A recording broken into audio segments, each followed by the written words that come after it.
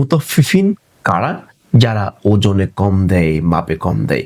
আল্লাহ তাআলা রাব্বুল আলামিন প্রথমেই ওই সমস্ত ব্যবসায়ীদেরকে উল্লেখ করলেন যারা মূলত মানুষকে ওজনে কম দিয়ে ঠকায়।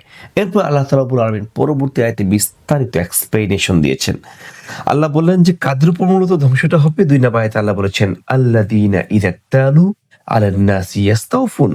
আল্লাযীনা মানে হচ্ছে যারা, ইযা তালু মানে হচ্ছে যখন মেপে নেয়, মানে যখন টাকা নেয়। যেমন ধরেন একজন ব্যবসায়ী আপনাকে পণ্য দিল, তার বিপরীতে আপনার থেকে টাকা নিল অথবা অন্য কোনো পণ্য নিল।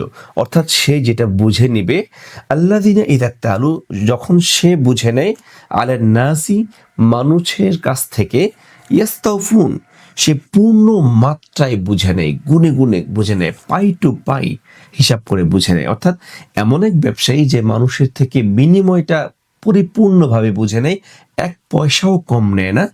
কিন্তু তাদের আরেকটা বৈশিষ্ট্য কি? আরেকটা বৈশিষ্ট্য হচ্ছে ওয়াইদা কালুহুম আও ওয়াজানুহুম ইউখসিরুন।